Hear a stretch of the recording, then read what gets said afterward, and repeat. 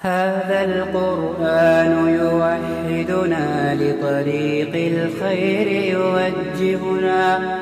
कुरान करीम खालिक कायनात का आखिरी पैगाम जो क़यामत तक जिन और इंस को फलाह का रास्ता बताता रहेगा। फलाह पाने के लिए क्या अकीदा होना चाहिए? फितरत के रास्ते को हिदायत का रास्ता और सिरात मुस्तकीम और सीधा रास्ता कहा जाता है।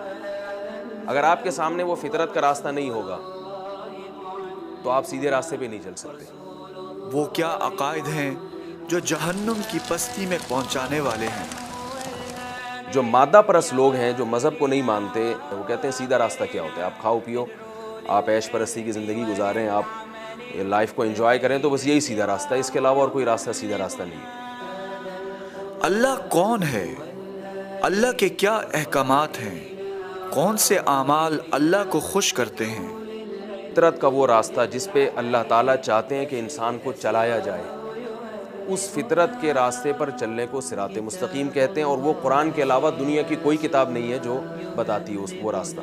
पिछले अंबिया के वाक़यात और कौमों के अहवाल अपने अल्लाह की बातों को सुनने और समझने के लिए देखिए प्रोग्राम क़ाल अल्लाह, मुकम्मल तफसीर कुरान।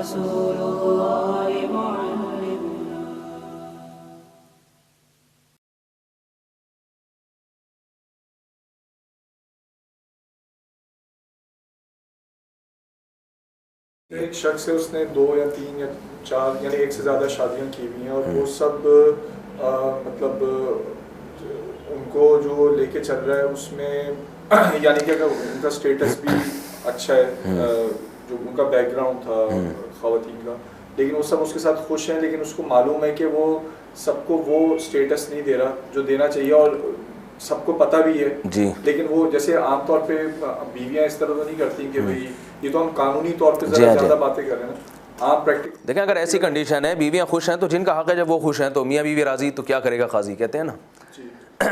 जिसका हक है, अगर वो नहीं, आखिरत में फिर सवाल नहीं होगा। इसकी मिसाल ऐसे जैसे महर मर्द के ज़िम्मे है कि वो औरत को दे, लेकिन कुरान मजीद में जहाँ भी महर का तज़किरा है वहाँ ये फ़इन तिब्न लकुम अन शैइन मिन्हु नफ्सन फ़कुलूहु हनीअम मरिया। अगर औरत मुतालबा नहीं करती है या वो अपने हक़ से दस्तबरदार हो रही है तो फिर खा सकते हो। तो औरतें भी मुख्तलिफ होती हैं ना, जो कुछ जो होती हैं जो बहुत ज़्यादा, देखें, ख़वातीन के हालात मुख्तलिफ होते हैं। बाज़ ख़वातीन को वक्त नहीं चाहिए होता, पैसा चाहिए होता है। बाज़ की नज़र में पैसे की अहमियत नहीं होती, उनको शौहर का वक्त चाहिए, मोहब्बत चाहिए। हज़रत हसन रज़ी अल्लाह तआला अन्हु का एक बड़ा मशहूर वाक़या है। आपकी 2 ज़ौजात को आपने तलाक़ नामा भिजवाया पेपर पे लिख के, एक तलाक़ रजी दी, अपने खादिम से कहा कि मेरी इन दोनों बीवियों को ये तलाक़ का पेपर पकड़ा दो और देखो कि एक तलाक़ थी, देखो कि इसके बाद इनके कमेंट्स क्या होते हैं, यानी क्या। और साथ में बहुत सारा माल भी दिया उन्होंने, दराहिम दनारीर, सोने चांदी के सिक्के, के तलाक़ भी देना और साथ साथ में ये उनको बेतहाशा दौलत भी दे देना। हज़रत हसन बहुत ज़्यादा मालदार थे। तो जब वो खादिम गया इन दोनों बीवियों के पास, ये हज़रत हसन का रुक़ा लेके, और कहा कि उन्होंने आप दोनों को और ये पैसा दिया है, तो एक बीवी बहुत खुश हुई, कहने लगी कि वाह क्या माल दी। उनको ये इस पे गम नहीं था कि मेरे शौहर मुझसे अलग हो रहे हैं। उन्होंने पैसा देखा, माशाल्लाह भाई बहुत पैसा है, अल्लाह उनको जज़ाए खैर दे, उनकी दुआएं देने लगी। दूसरी ज़ौजा ने ये कहा कि ज़ौज मताउन क़लीलुन फ़ी हबीबिन मुफ़ारिक़िन, जिस महबूब से जुदाई हो रही है ना, उसके मुकाबले में ये कुछ भी नहीं है। तो वो खादिम ने जाके हज़रत हसन को बताया कि ये कह रही है कि ये पैसा जिस महबूब से जुदाई हो रही है उसके मुकाबले में इसकी कोई हैसियत नहीं है, और दूसरी खुश हो रही है। तो हज़रत हसन ने रुजू कर लिया, जिस औरत ने ये कहा था ना कि जिस महबूब से जुदाई हो रही है उसके मुकाबले में ये पैसा कुछ भी नहीं है, तो उस तलाक़ से हज़रत हसन ने रुजू कर लिया कि भाई इसको पैसे की अहमियत नहीं है, इसको मैं यानी मुझ में ज़्यादा इंटरेस्टेड है ये, और उससे रुजू नहीं किया, उसको तलाक़ दे दी।